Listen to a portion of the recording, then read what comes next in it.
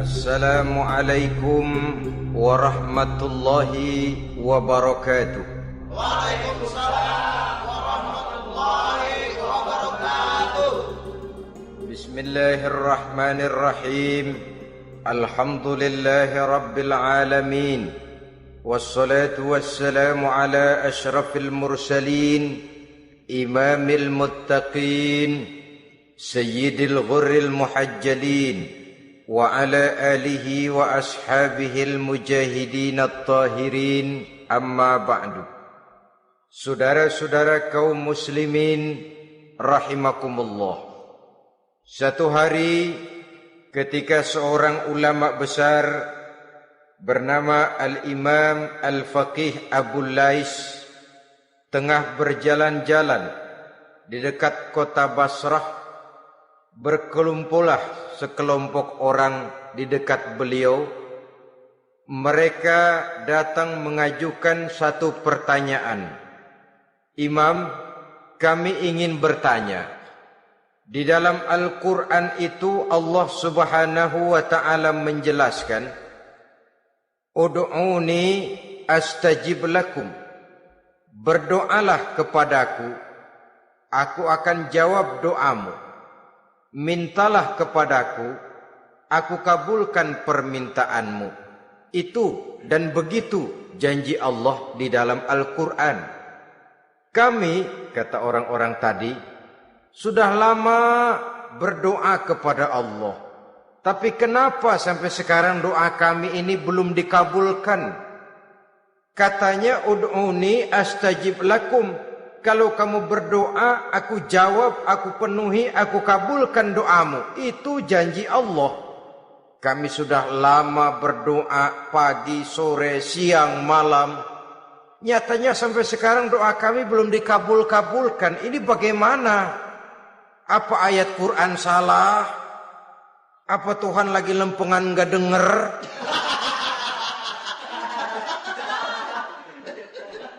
Apa doa kami yang terbalik?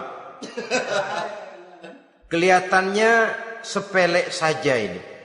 Doa tidak didengar oleh Allah. Permohonan tidak dijawab, tidak dikabulkan oleh Allah. Tapi sebenarnya kalau kita mau merenung, kemalangan apa yang paling besar dalam kehidupan ini? Selain daripada kalau permohonan dan doa kita sudah tidak dihiraukan oleh Allah. Artinya hidup sudah tidak diopeni oleh Allah.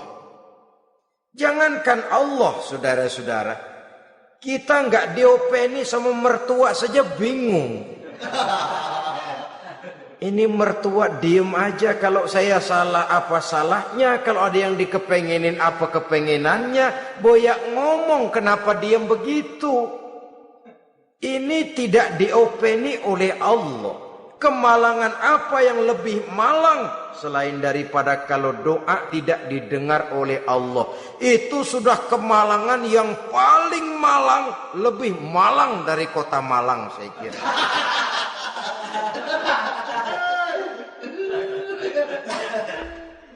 Menghadapi pertanyaan ini, Imam Al-Faqih Abu Lais senyum. Lalu beliau berkata, tuan-tuan, tahu kenapa doa tuan-tuan tidak dijawab? Permohonan tidak dikabulkan? Allah sudah tidak memperdulikan tuan-tuan ini? Kami tidak tahu, Imam, maka kami bertanya. Begini, hati tuan-tuan itu mati. Dari hati yang mati, channel tidak nyambung kepada Allah. Dari channel yang putus tidak ada getaran strom, bagaimana akan timbul gejala? Hatimu mati, jadi pantas kalau doa tidak dikabulkan, permohonan tidak dipenuhi, doa tidak terjawab, hatimu mati. Saudara-saudara kaum muslimin, dari hati yang mati ini, getaran tidak akan sampai ke hadratullah azza wa jalla. Nah, ini juga satu penyakit yang kita sangat khawatirkan, yaitu apabila hati kita sudah mati selagi jasad masih hidup. Artinya, jadilah kita bangkai berjalan di hadapan Allah Subhanahu wa ta'ala. Sementara kita sangat disibukkan dengan menggali berbagai macam jenis obat penangkal penyakit zahir, dan kita kurang perhatian untuk mencari obat penangkal penyakit batin yang kalau diserang penyakitnya menghancurkan kehidupan abadi di akhirat nanti. Perkembangan ilmu kedokteran nyata benar diikuti dengan perkembangan jenis-jenis penyakit. Makin maju ilmu kedokteran, makin modern penyakit. Ngerti juga rupanya itu penyakit. Dulu kita tidak kenal yang namanya AIDS. Kita tidak tahu yang namanya liver. Kita tidak kenal yang namanya stres. Paling yang banyak cika, masuk angin, dan sebagainya. Tapi baiklah. Penyakit-penyakit batin yang menyebabkan hati menjadi mati, dan dari hati yang mati doa tidak naik, tidak didengarkan oleh Allah Subhanahu wa ta'ala. Nah, kata orang-orang tadi, yang menyebabkan hati kami mati ini apa, Imam? Beliau menjawab, pertama, araftumullaha wa lam tu'tuhu haqqahu. Yang menyebabkan hatimu jadi mati, pertama, kamu kenal benar kepada Allah, tapi haknya untuk disembah, kewajibanmu untuk menyembah, tidak pernah kamu laksanakan. Bagaimana Allah tidak akan jauh dari kita kalau kita tidak akan mengadakan pendekatan kepadanya? Dan pendekatan kepada Allah hanya bisa kita tempuh melalui jalur kegiatan ritual ibadah. Allah akan terlalu jauh apabila kita hanya membicarakannya lewat filsafat dan renungan yang mendalam. Tapi Allah akan dekat dan terasa hadir dalam hidup apabila kita dekati Ia dengan pelaksanaan ibadah kepadanya. Kamu kenal Allah, tapi hakmu untuk menyembah, kewajibanmu untuk menyembah, haknya untuk disembah, tidak pernah kamu laksanakan. Kalau soal Allah kita kenal bukan main. Bahkan tidak hanya kita mengajarkan kenal juga kepada anak-anak kita. Kalau ditanya siapa pencipta matahari, bulan dan bintang? Allah. Siapa pencipta lautan, gunung, hutan belantara dan sungai-sungai? Allah. Siapa pencipta bumi, matahari dan sebagainya? Allah. Sembahyang apa enggak? Bagaimana nanti?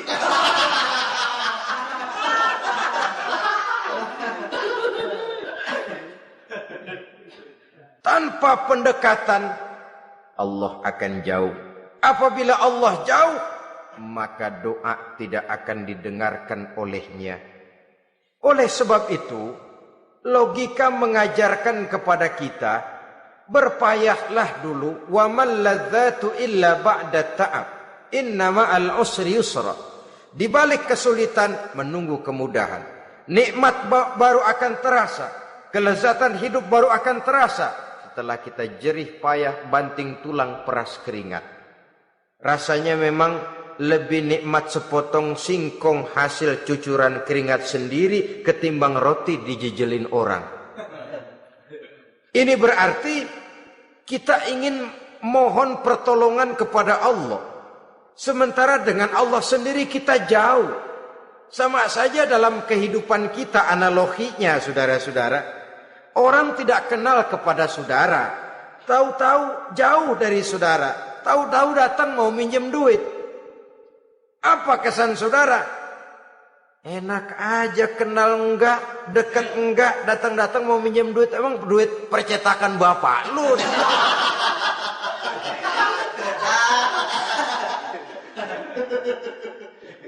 Sedangkan yang kita kenal, sedangkan yang kita bertemu tiap hari, sedangkan yang sering datang ke tempat kita, kalau satu saat dia pinjam duit, toh kita kadang-kadang masih mikir. Apalagi datang nggak pernah, berkunjung nggak pernah, ngobrol nggak pernah. Apalagi Kenal juga enggak pernah. Datang-datang mau minta. Macam apa? Datang nemuin Tuhan setahun 2 kali. Idul Fitri, doang sama Idul Adha. Doa cerewet banget. Apa aja diminta. Saudara hadirin, bagaimana doa akan kabul, permohonan akan dijawab? Jikalau kita jauh dari Allah, kita kenal Allah, haknya untuk disembah, kewajibannya untuk menyembah, tidak pernah kita laksanakan. Itu yang menyebabkan hati kita lalu menjadi mati. Padahal mengenal Allah, setelah mengenalnya, mengadakan pendekatan kepadanya melalui ritual ibadah yang dicontohkan oleh Rasulullah sallallahu alaihi wasallam. Ini hal pertama yang menyebabkan hati jadi mati. Kamu terlalu kenal Allah tapi tidak pernah menyembah kepadanya. Sama aja orang kerja kagak, habis bulan mau minta gaji. Karena kita jitak palanya. Macam apa? Kerja enggak, tahu-tahu datang mau minta gaji. Kerja dulu yang baik, habis bulan baru enggak diminta pun memang sudah ada jatahnya. Ibadah dulu kita kepada Allah. Soal Allah memberikan karunia kepada kita, itu hak Allah. Apabila kita dekat dengannya, ibadah yang kita laksanakan benar, karunia itu akan datang kepada kita. Saudara-saudara, yang kedua yang menyebabkan hati jadi mati, qara'tumul Qur'an walam ta'malu bih. Kamu baca Al-Qur'an tapi ajarannya tidak pernah kamu amalkan. Kamu baca Quran tapi isinya kamu injak-injak. Sehingga ada peringatan dari Rasul sallallahu alaihi wasallam. Beliau bersabda, "Iza azzamat ummatid dunya wa fi riwayatin dinaron wa dirhaman nuzi'at minha haibatul Islam. Wa iza turikatil amru bil ma'rufi wan nahyu 'anil munkari hurimat 'alaihim barakatul wahyi. Wa iza tasabat ummati saqatat min ainillah." 3 peringatan keras tapi yang merupakan gejala penyakit kita umat Islam diperingatkan oleh Nabi kita. Pertama, iza azzamat ummatid dunya. Apabila umatku telah terlalu mengagung-agungkan dunia. Apabila umatku telah jatuh menjadi umat yang materialistis. Segalanya diukur dari sudut keduniaan saja. Nuzi'at minha haibatul Islam. Maka akan dicabutlah dari mereka kehebatan agama Islam. Hilang kehebatan Islam apabila kita jatuh menjadi umat pengagung dunia, penyembah materi. Nilai kita, keberadaan kita tidak dihargai orang lain. Orang memandang kita remeh saja. Orang Islam gak ada apa-apanya, bayar aja. Bisa dibeli, bisa diatur, bisa dikerjain, garap saja. Nuzi'at minha haibatul Islam, hilang dari mereka kehebatan Islam ini. Kenapa? Mereka telah mengagungkan dunia dan menjadikannya sebagai tujuan. Padahal dunia cuma alat. Materi cuma alat. Harta cuma alat. Yang kedua, wa iza turikatil amru bil ma'rufi wan nahyu 'anil munkari hurimat 'alaihim barakatul wahyi. Apabila telah ditinggalkan amar ma'ruf dan nahi munkar, maka hilanglah keberkahan wahyu. Ini yang ada hubungannya dengan masalah kita. Kita baca Quran, kita tidak amalkan isinya. Bagaimana hati tidak jadi mati? Amar ma'ruf dan nahi munkar ditinggalkan orang, hilang keberkahan wahyu. Pada saat itu boleh jadi Quran ada, tapi cuma tinggal tulisan saja. Islam ada, cuma tinggal sekedar nama saja. Diseminarkan, disimposiumkan, dimuktamarkan, tapi tidak dijabarkan dalam kehidupan sehari-hari. Apabila amar ma'ruf dan nahi munkar telah ditinggalkan orang, hilang keberkahan Quran. Akibatnya apa? Apabila amar ma'ruf tidak lagi digalakkan orang, nahi munkar tidak dilaksanakan orang, lalu orang menilai sesuatu menurut seleranya sendiri. Mana yang ma'ruf, mana yang munkar, tidak ada lagi patokan utama. Kalau baik kata otaknya, dia kerjakan. Tidak baik menurut otaknya, dia tinggalkan. Agamanya adalah otak, berhalanya adalah akal. Akhirnya umat kehilangan pedoman. Tidak lagi jelas mana batas yang ma'ruf, mana batas yang munkar. Dalam kondisi sedemikian, akhirnya akan terjadi penjungkiran nilai. Paling celaka nantinya, yang ma'ruf malah dianggap munkar, yang munkar malah menjadi ma'ruf. Peringatan ketiga dari Nabi, wa iza tasabat ummati saqatat min ainillah. Apabila umatku sudah saling berbantahan, apabila umatku sudah saling caci memaki, saqatat min ainillah, jatuhlah mereka dalam pandangan Allah Subhanahu wa taala. Hilang wibawa umat yang sudah saling mencaci maki, saling menjatuhkan, saling gasak, gesek, gosok. Justru agama menganjurkan kita ini saling asah, asih, asuh. Kadang yang kita praktekkan kita ini saling gasak. Yang kedua, saling gesek. Yang ketiga, saling gosok. Gasak, gesek, gosok. Kacau kita ini. Saling gasak, menjegal kawan seiring, menggunting dalam lipatan. Saling gosok, fitnah sana, fitnah sini. Saling gesek, sikut kiri, sikut kanan. Tidak peduli orang lain luka dan sebagainya. Yang penting dia bisa nangkring. Jatuh kita dalam pandangan Allah apabila umat sudah saling mencaci maki. Maka kita kembali kepada persoalan, hal kedua yang menyebabkan hati jadi mati, qara'tumul Qur'an walam ta'malu bih. Kita baca Al-Quran tapi ajarannya nyaris tidak kita amalkan di dalam kehidupan kita. Akibatnya hati lalu jadi mati. Itu yang kedua. Yang ketiga yang menyebabkan hati jadi mati dan doa tidak terjawab, idda'aitum annakum min ummati Muhammadin sallallahu alaihi wasallam wa lam ta'malu bi sunnatihi. Kamu mengaku, kamu memproklamirkan diri sebagai umatnya Nabi Muhammad, tapi sunnahnya tidak pernah kamu amalkan. Malahan perkembangan paling akhir bukan saja tidak mau mengamalkan sunnah, malah mengingkari sunnah. Inna lillahi wa inna ilaihi raji'un.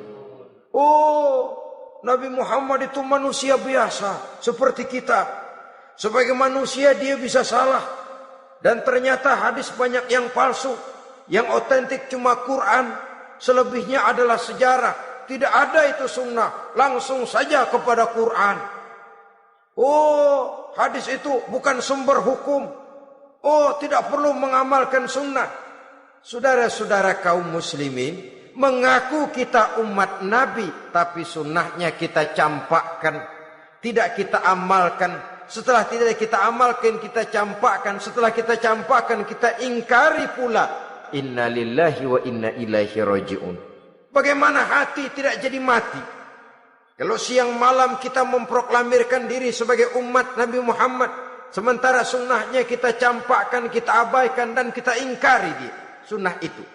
Padahal jikalau sekarang kita mengenal Islam, jikalau kita sekarang mengerti halal haram, tahu hak batil, bisa memilah dan memilih antara yang ma'ruf dengan yang munkar, itu utamanya adalah karena jasa Nabi Muhammad SAW.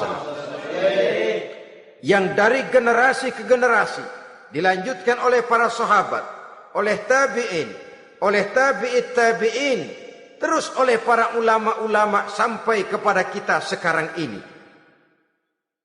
Walaupun beliau hanya berfungsi sebagai penyampai, tapi kepribadiannya dijadikan model oleh Allah Subhanahu wa taala di dalam kita melaksanakan kehidupan beragama.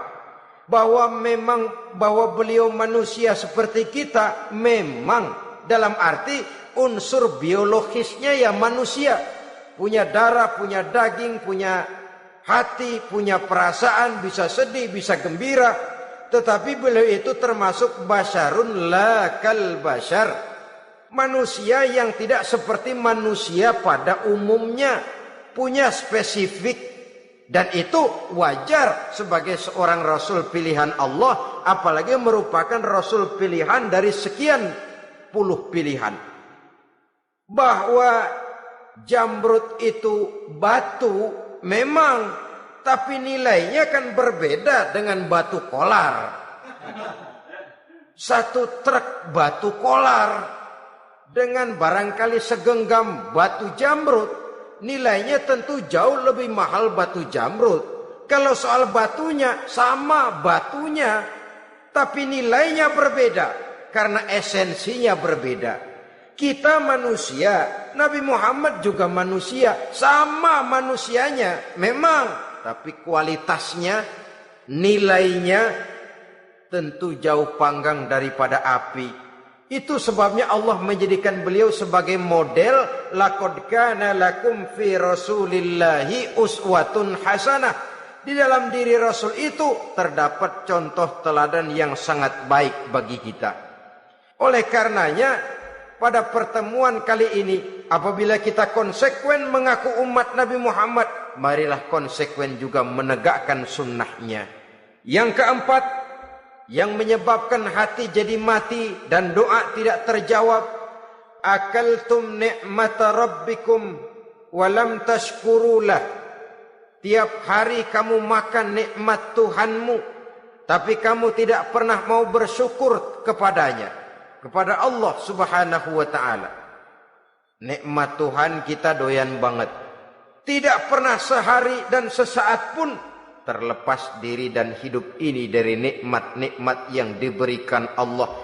Sejak kita bangun tidur sampai tidur kembali, bahkan tidur itu sendiri, di pasar, di sawah, di kantor, dimanapun kita berada, gak pernah nikmat Allah berhenti.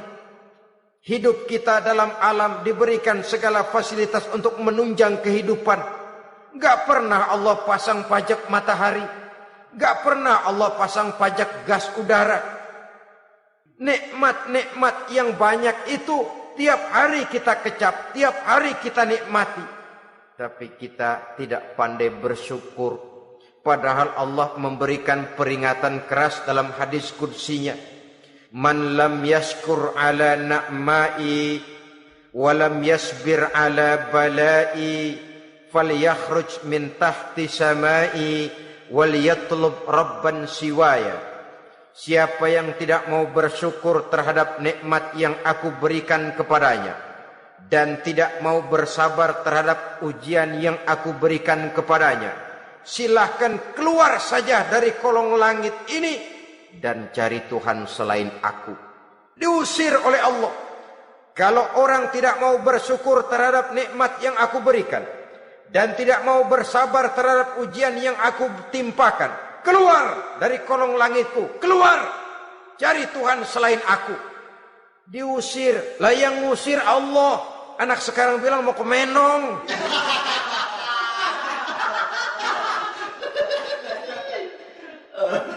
Kalau diusir kita dari Jakarta, masih bisa pindah ke Bandung. Diusir kita dari Bandung, bisa pindah ke Jogja, Solo. Diusir kita dari Indonesia, bisa pindah ke Singapura, Malaysia. Diusir dari kolong langit, mau cari langit mana lagi? Kalau kau tidak mau mensyukuri nikmatku, tidak sabar terhadap ujian yang aku berikan kepadamu, keluar saja, keluar dari kolong langitku ini, cari Tuhan selain aku.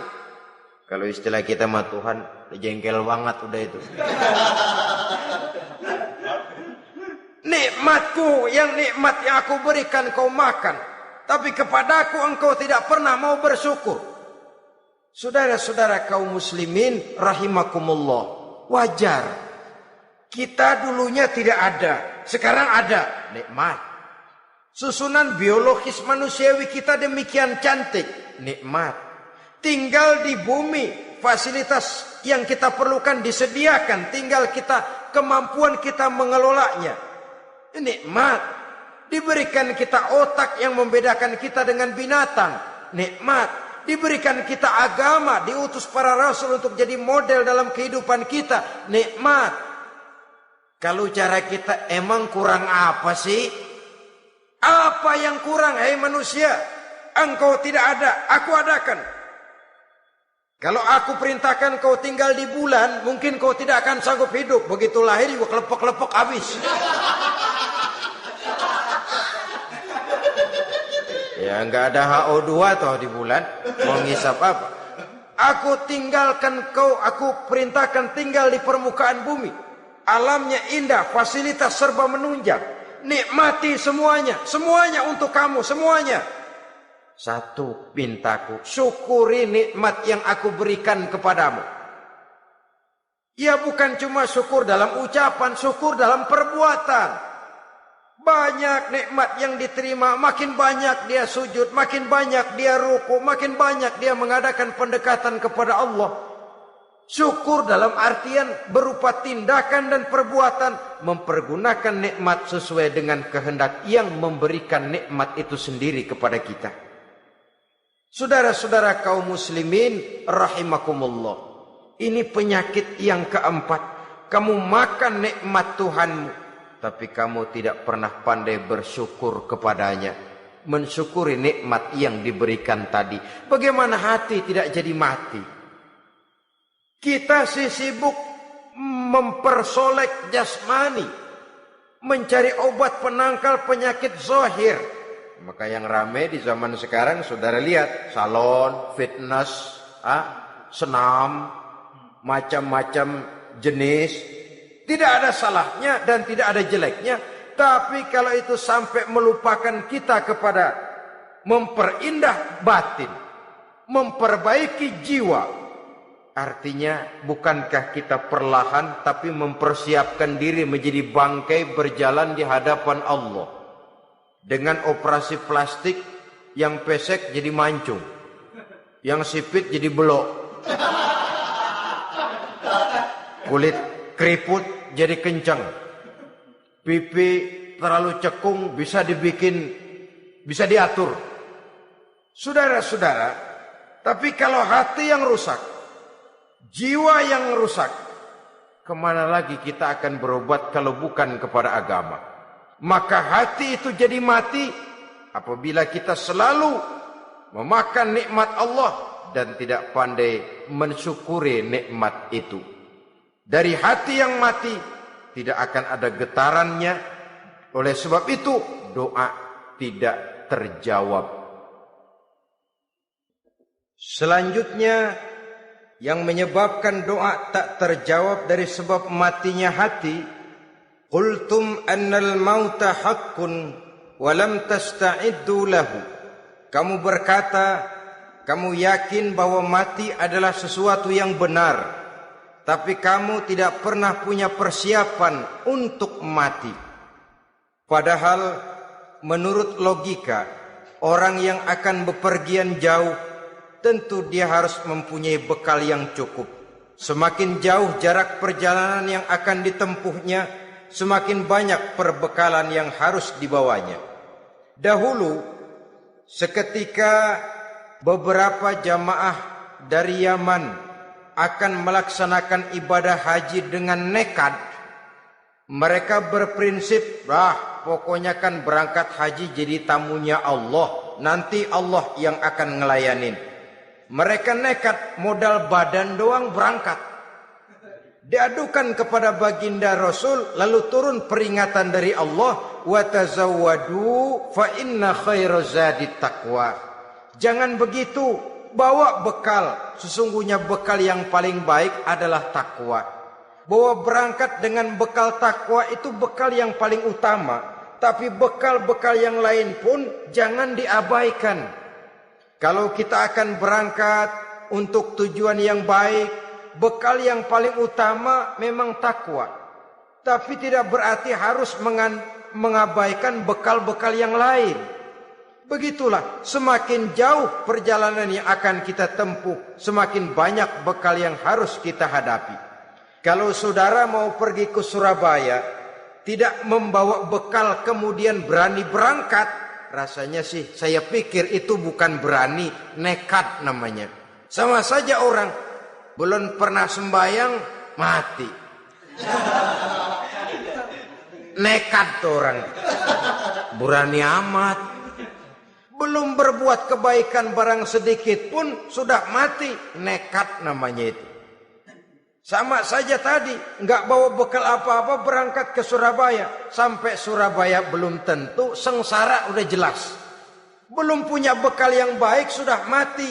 Sampai ke surga belum tentu, tapi kebelangsak dan sengsara rasa-rasanya pasti itu. Oleh karena itu, kalau kita yakin mati sesuatu yang benar, sesuatu yang pasti datang menimpa, maka hendaklah kita mempersiapkan bekal. Kemudian, idda'aitumun najata minan nar wa ramaitum fiha anfusakum. Kamu memproklamirkan diri ingin selamat dari neraka, tapi kamu lemparkan dirimu ke dalam neraka. Bagaimanapun bajingannya bajingan, kalau ditanya, ente mau masuk neraka enggak? Jawabannya pasti enggak. Itu pasti perbuatannya sendiri yang melemparkan dirinya ke dalam neraka. Membiarkan dirinya berlarut-larut, bertimbun-timbun dalam dosa dan kesalahan. Dan tidak akan ada niatan untuk memperbaiki diri. Hanyut di meja judi, habis ditelan minuman keras, fitnah sana, fitnah sini, hasud sana, hasud sini. Padahal mulutnya ingin selamat dari neraka, perbuatannya malah melemparkan dirinya ke dalam api neraka. Tidak ada orang yang lebih sayang kepada diri kita selain kita sendiri. Dan menyayangi diri itu tidak cuma dengan memandikannya sehari 3 kali, memakaikannya parfum dengan segala macam merek, memakai sabun yang wangi-wangi, minyak yang harum-harum. Lebih daripada itu, jaga dan sayangi diri. Jangan jatuhkan dia ke dalam perbuatan-perbuatan yang bisa menjerumuskan diri itu ke dalam neraka. Kemudian disambung oleh Imam Al-Faqih Abu Lais yang menyebabkan doa tidak terjawab karena hati mati. Idda'aitum dukhulal jannah walam ta'malu laha.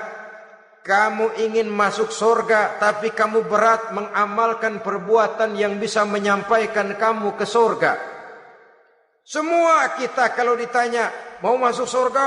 Mau. Tapi jarang yang berlomba melakukan perbuatan-perbuatan yang bisa menyampaikan kita ke surga. Kemudian yang terakhir kata Imam Al-Faqih Abu Lais, dafantum mautakum walam ta'tabiru laha. Kamu menguburkan orang yang mati di antara kamu, tapi kamu tidak bisa mengambil iktibar, tidak bisa mengambil pelajaran dari mayit yang jenazah yang kau kuburkan itu. Mestinya kan nguburin orang tuh membuat sadar. Iya, kalau sekarang dia saya baringkan di liang lahat, menghadap ke arah kiblat, bantalnya tanah, setelah itu ditutup dengan papan, lalu ditimbun dengan tanah. Iya, sekarang giliran dia, giliran saya, entah besok, lusa, bulan depan, tahun depan, tapi pasti mengubur mayat, mengubur jenazah, tapi tidak bisa mengambil iktibar dari yang dilaksanakannya itu. Ini merupakan penyakit-penyakit batin yang merupakan handicap, yang menimbulkan jarak antara kita dengan Allah Subhanahu wa ta'ala. Pantas kalau itu semua ada pada diri kita, hati jadi mati. Dari hati yang mati, doa tidak akan tembus. Kita tidak lagi akan diperdulikan oleh Allah Subhanahu wa ta'ala. Dan itu sekali lagi kemalangan yang terbesar dalam kehidupan kita. Bagaimana jalan keluarnya? Pertama, memperbaiki batin kita, menyelamatkan diri daripada penyakit-penyakit yang bisa mematikan hati seperti yang sudah saya sebutkan tadi. Yang kedua, berdoa dengan adab.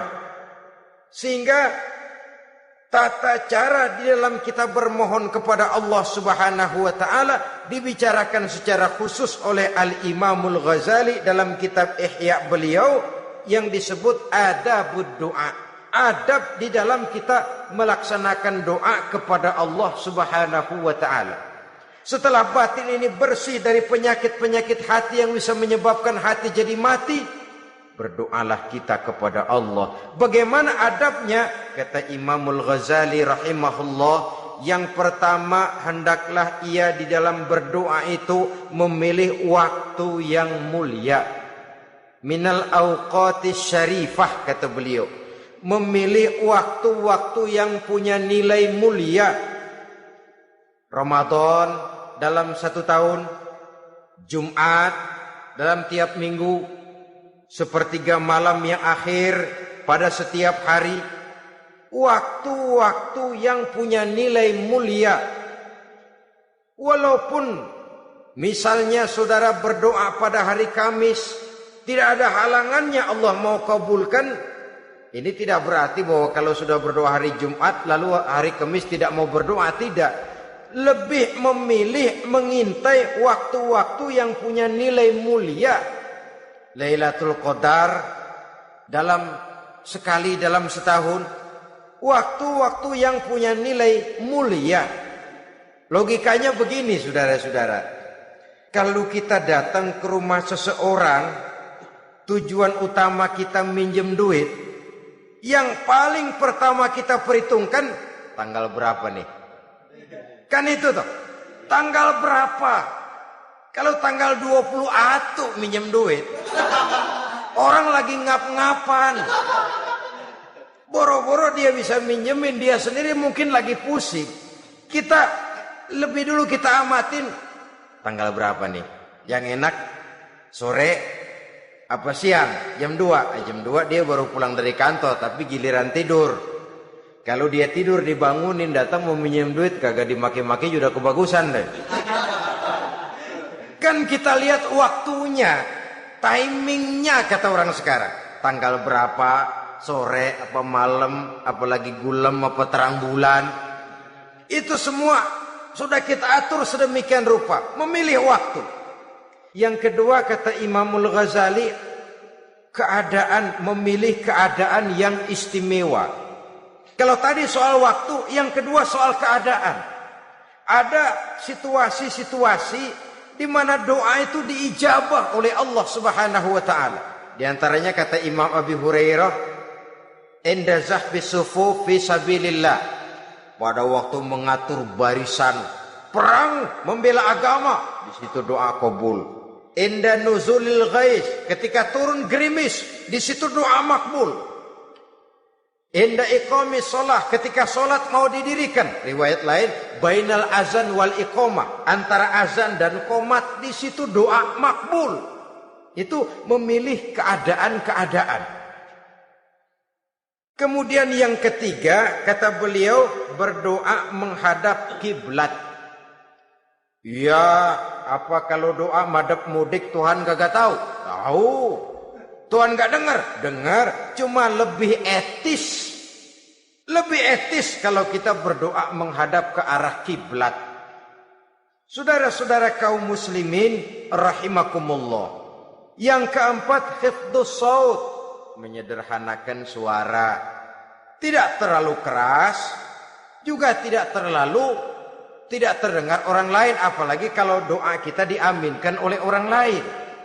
Tidak usah terlalu keras. Kenapa?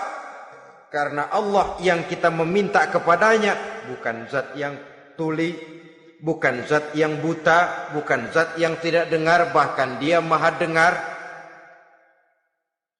Juga tidak terlalu seperti orang berbisik-bisik, apalagi kalau doanya doa bersama-sama.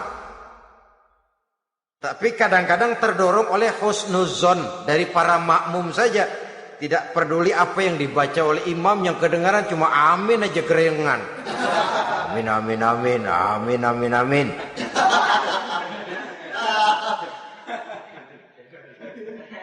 Juga tidak terlalu keras, seperti orang berdoa, seperti orang pidato. Saudara-saudara kaum muslimin rahimakumullah. Yang kelima, alla yatakallafa saja' fid du'a. Dalam berdoa, kalau istilah kita, jangan nyelongcong.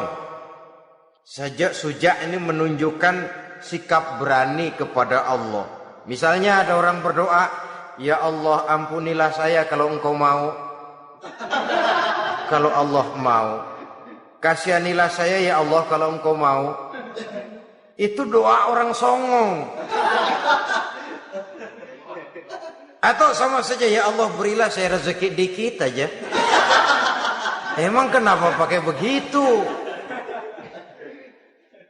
Allah yatakallafa saja fid du'a. Yang keenam kata Imamul Ghazali, at-tadarru' wal khusyu'.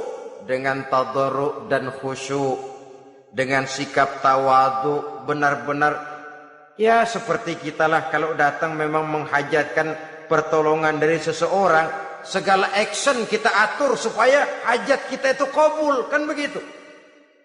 Kadang-kadang istilah orang kalau perlu ngesor mah ngesor dah, yang penting permintaan dikabulkan, gitu saja. Kita lihat sekarang ini, ramai orang bicara soal film-film Parno. Kelihatannya pendatang-pendatang baru, pokoknya asal bisa main dah, bugil ya bugil dah. Yang penting nyohor, bisa tampil. Walaupun dalihnya semua sama, mula-mula cuma iseng. Adegan panas bagaimana? Kalau tuntutan skenario apa boleh buat? Apa boleh buat? Emang nggak bisa milih. Setelah film beredar baru saya juga jijik ngelihat, ya tadi kemana waktu bikin? Udah jadi baru jijik, bikinnya merem memang itu.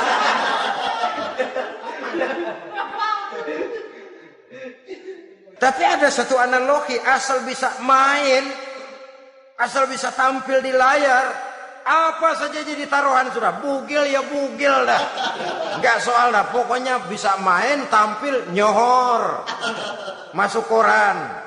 Udah seperti kata-kata orang Arab, bul ala zamzam fatu'raf. Kalau pengen terkenal kencingin sumur Zamzam. Artinya apa? Bikin yang aneh-aneh, yang orang nggak kerjain, ntar ngetop. Yang ngetop lempengan jeleknya. Sumur Zamzam dikencingin, kan nyohor itu. Sedunia orang kenal. Kenapa? Gila. Saudara-saudara kaum muslimin rahimakumullah, sangat kita sayangkan kalau lalu orang berlomba-lomba dengan cuma modal paha mulus, wajah cantik, dimauin apa saja mau lalu bisa tampil. Akibatnya yang jadi korban adalah anak-anak kita. Disuguhi tontonan-tontonan yang meracuni jiwa mereka. Walaupun akibatnya barangkali ya lain, seperti band orkes dengan film memang akibatnya tidak langsung ya. Kalau band orkes akibatnya langsung, dia bisa berantem di tempat lokasi. Film orang nonton tahu dia di tempat itu, bukan di tempat itu dia praktek, pulang jadi pikiran dia. Tadi serem ya, ntar kalau udah kesempatan kita praktek. Ntar ngancemnya itu yang gak enak. Tapi yang saya analogkan dengan persoalan kita, tingkah pola artis apapun dilakukan asal bisa main. Nah itu tuh, asal dapat kesempatan acting.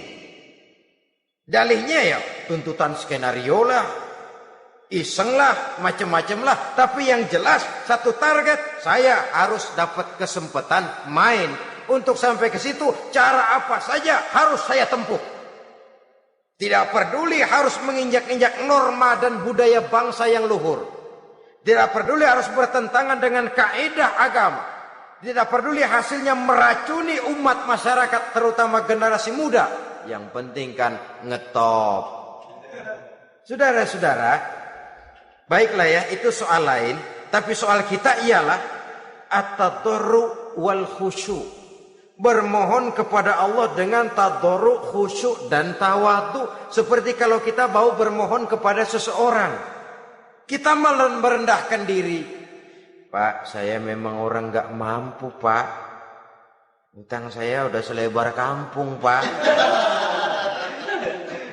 Anak udah 16 seperempat.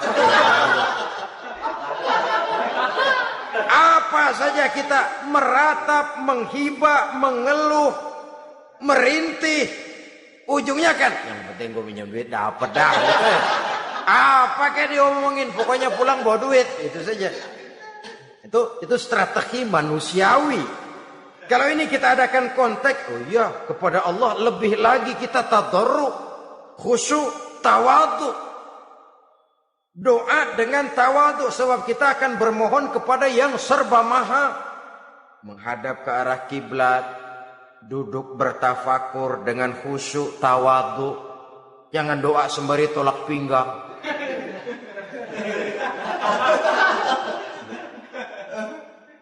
Yang ketujuh kata Imamul Ghazali, ayyujzimad du'a wa yuqina bil ijabah. Hendaknya dia menjazamkan doanya itu dan yakin bahwa doanya akan dikabulkan oleh Allah. Sebab kata Nabi, innallaha la yaqbalu du'aan min qalbin ghafilin lahin. Allah Subhanahu wa taala tidak akan menerima doa dari hati yang lalai dan main-main. Doa ke orang ugah-ugahan.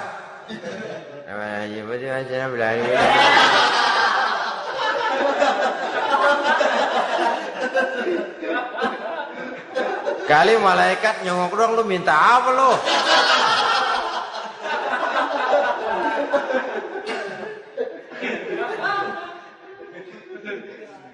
Seperti tadi itu, kita datang mau minjem duit sama orang, ngomongnya ogah-ogahan.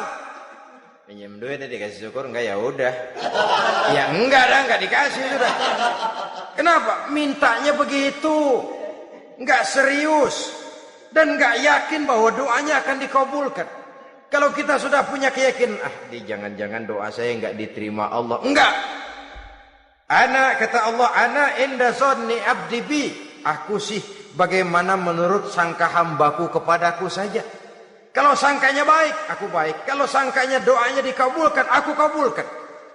So itu doa harus dengan pasti dan harus dengan yakin doa itu akan dikabulkan dan meluruskan harapan, membenarkan cita-cita, meluruskan maksud apabila doa itu dikabulkan oleh Allah Subhanahu wa taala. Saudara-saudara, oleh karenanya jangan doa setengah hati. Jangan berdoa sambil main-main. Apalagi menghadap kiblat dengan dua tangan terangkat sebagaimana dicontohkan oleh Rasulullah sallallahu alaihi wasallam. Bahwa berdoa tanpa mengangkat kedua tangan pun Allah tahu. Allah dengar. Tapi kelihatannya kurang serius. Seolah-olah terserah ada Tuhan, mau dikasih ya kasih, enggak ya udah. Seolah-olah kita tidak serius dalam berdoa. Kemudian yang berikutnya kata Imamul Ghazali, ayyaftataha du'a bi dzikrillah fala yabda'u bi su'al. Hendaknya dia mulai berdoa itu dengan menyebut nama Allah, berzikir kepada Allah, fala yabda'u bi su'al, jangan langsung memulai dengan permintaan. Ini tata krama etisnya. Sama juga orang kirim surat, salam sejahtera kami haturkan, padahal mah nggak ada itu juga nggak apa-apa. Itu kan maksud mukaddimah saja. Besar harapan kami semoga Bapak dan keluarga di sini pun berada dalam keadaan sehat walafiat. Selanjutnya kami telah dengar dari berbagai teman tentang kedermawanan Bapak, tentang bantuan Bapak di berbagai bidang yang menyangkut sosial pendidikan.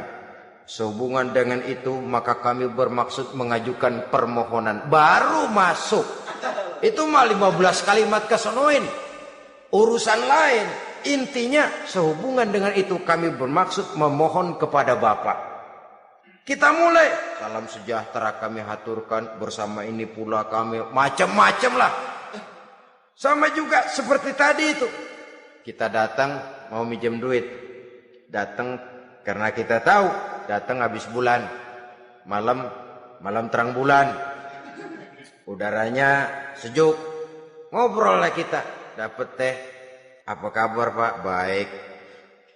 Aduh Bapak sih, untung dah Pak, kayak pemurah lagi.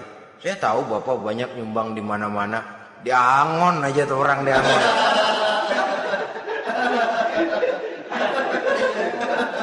Kira-kira udah mau telap aja baru dikedat. Ngomong-ngomong Pak, nah mulai nih kalau udah ngomong dah tuh mulai. Baru masuk. Jadi etisnya berdoa itu dimulai dengan zikrullah. Karena itu umumnya dimulai dengan Alhamdulillahi Rabbil Alamin. Kita puji dulu Allah. Alhamdulillahi Rabbil Alamin. Hamdan yuwafi ni'amahu wa yukafi'u mazidah. Kita puji dulu Allah. Seperti orang tadi lah. Kita puji dulu kebaikannya. Walaupun pada akhirnya kita minjem duitnya. Sebenarnya Allah nggak perlu dipuji toh. Dipuji atau tidak Allah tetap termulia. Ini etis manusia. Allah tidak berharap untuk dipuji oleh manusia. Allah tidak untung seluruh alam memujinya. Manusia mau memuji atau tidak itu urusan manusia sendiri. Allah tidak minta untuk dipuji. Allah juga tidak gila kepada pujian. Kalau kita memulai doa dengan pujian, etis kita kepada Allah Subhanahu wa taala di dalam kita bermohon kepadanya. Saudara-saudara kaum muslimin rahimakumullah. Kemudian menyesuaikan doa dengan kondisi. Ini termasuk syarat batin ya, taubat, waraddul mazalim kata Imam Ghazali, menolak segala macam kezoliman. Artinya kalau berdoa tuh tahu diri. Kalau gaji kita sebulan 700 atau 800 900 ribu, berdoa minta rezeki 1 juta, itu tahu diri namanya. Kan cuman kurang 100 ribu. Ya, kalau kerja kagak minta gajian 1 juta. Pengen doa dikabulkan, rasanya secara etis nggak tahu diri orang berdoa seperti itu. Orang datang mau minta duit, mau pinjam duit kepada kita, kan kita lihat kira-kira mampu ngembaliin nggak nih orang. Kita lihat, kita evaluasi kemungkinannya.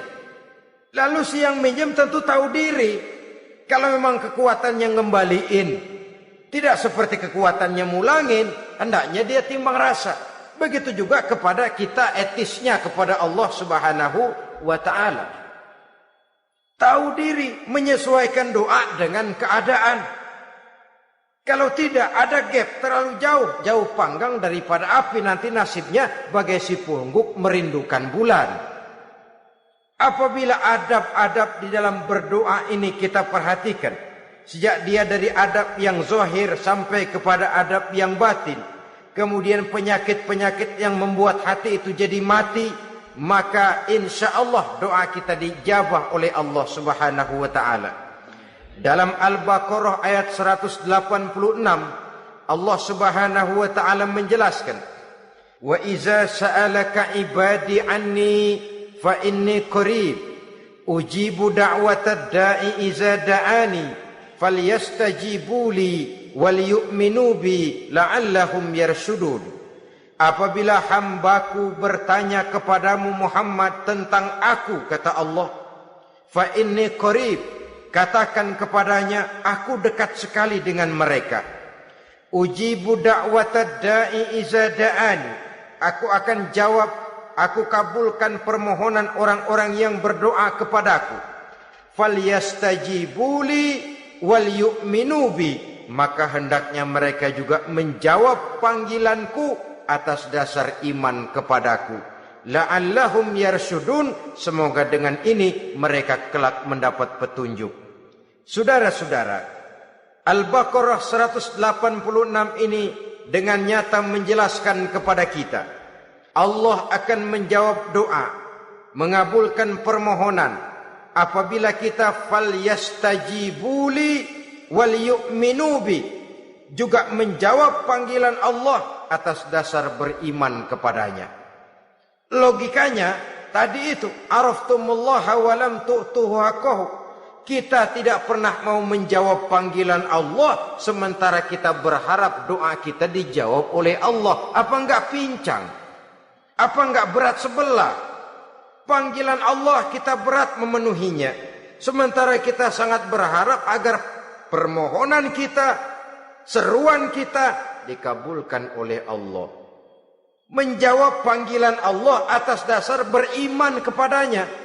Kenapa? Ada orang menjawab panggilan bukan berdasarkan iman, tapi karena target lain.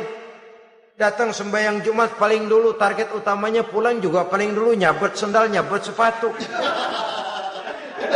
Menjawabnya iya, tapi tidak karena iman. Jadi apabila kita rajin menjawab panggilan Allah atas dasar beriman kepadanya, maka seruan, permohonan, doa niscaya dikabulkan olehnya. Ini saja, mudah-mudahan ada manfaatnya. Terima kasih atas segala perhatian. Mohon maaf atas segala kekurangan. Usikum wa nafsi bitaqwallah. Wassalamualaikum warahmatullahi wabarakatuh.